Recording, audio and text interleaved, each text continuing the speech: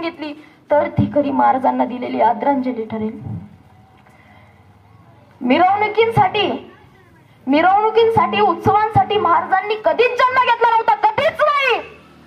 त्यामुळे त्यांच्या जन्माविषयी चर्चा करण्यापेक्षा उभं आयुष्य त्यांनी ज्या कार्यासाठी स्वतःला वाहून दिलं त्या कार्याची प्रेरणा घेतली तर ती खरी शिवजयंती ठरेल. शिवाजी महाराज ज्यावेळेस शिवराय जत्रेकडून गडाकडे येत होते, एका लहानशा मुलाने त्यांचा रस्ता अडवला. त्याचे शौर्य बघून राजे मावळ्याला म्हणतात, मला हा मुलगा स्वराज्यात हवा. मावळा ताबडतोब त्या मुलाला घेऊन राजांजवळ येतात. राजे म्हणतात, काय करतोस रे तू? मुलगा म्हणतो, काय नाही राज, उठतो खातो झोपतो. राजा विचारतात, स्वराज्यासाठी काम करशील का, या इथल्या रयतेसाठी काम करशील का? तो मुलगा म्हणतो, होय की राज, पण मला करायचं काय?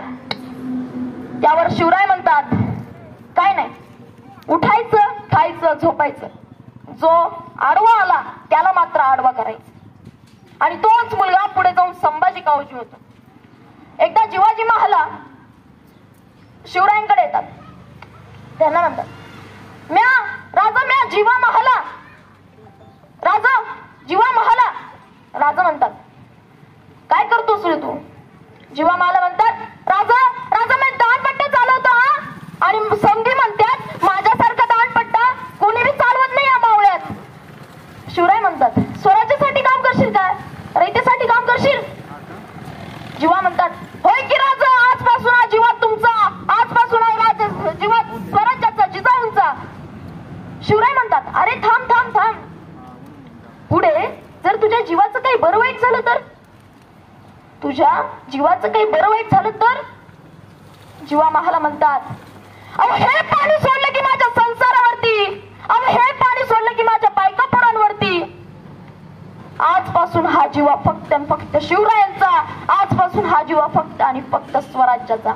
ज्यावेळी माझ्या या शरीरातले खाणांचे सापळे पडतील त्यावेळी या सापळ्यांतून फक्त फक्त जगदंब जगदंब शिवराय शिवराय हेच शब्द बाहेर पडतील.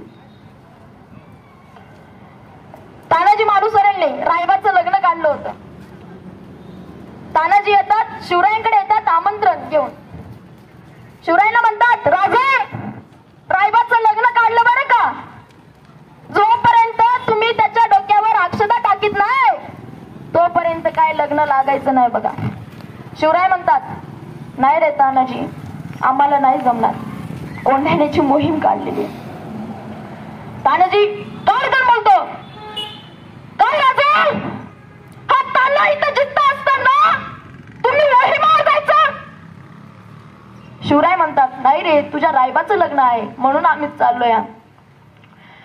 त्यावर तानाजी म्हणतात, म्हणजे आमच्या राजाने इथं मोहीम लढायची आणि आम्ही तिकडे लग्नात वरबाप म्हणून नाचवायचं, हे आम्हाला शोभत नाही राज.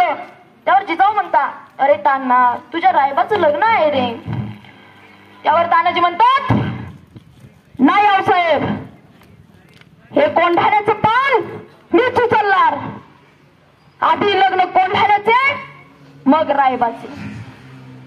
असे अनेक मावळे होऊन गेले. बाजीप्रभू देशपांडे, येसाजी कंग, असे अनेक अज्ञात मावळ्यांच्या जीवावर आज हे स्वराज्य उभं झालं आहे.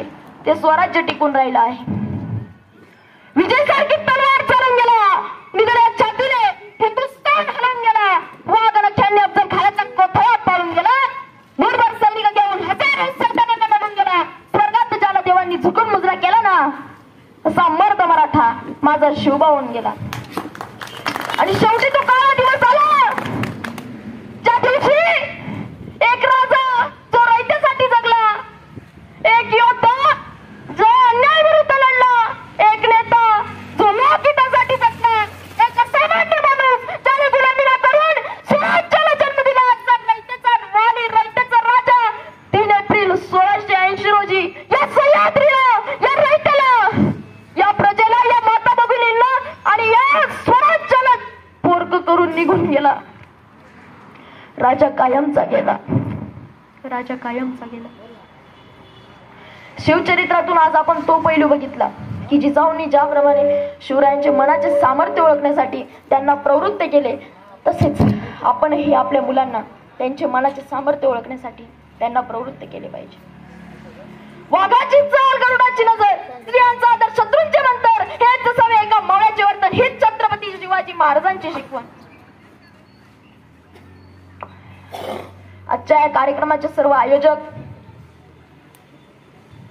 आपल्या ग्रामपंचायतीचे सरपंच, उपसरपंच, सर्व सदस्य, श्रीराम विविध कार्यकारी सोसायटी चेअरमन, व्हाईस चेअरमन, सर्व सदस्य, जिल्हा परिषद शाळा, जनता विद्यालय येथील सर्व शिक्षक वृंद यांनी आज मला येथे बोलवून माझे विचार मांडण्याची मला संधी दिल्याबद्दल मी आज सर्वांचा आभारी आहे. मी शतशः ऋणी असते. शेवटी महाराजांच्या जयघोषाने निरोप घेऊया. आणि हो, घोषणा इतकी जोरात झाली पाहिजे की रायगडाच्या पायथ्याशी आवाज तुमचे. प्रौढ प्रताप पुरंदर शक्ती कुलाबतून शिवराजेश्वर राजा छत्रपती शिवाजी महाराज की, राजा छत्रपती शिवाजी महाराज की. धन्यवाद.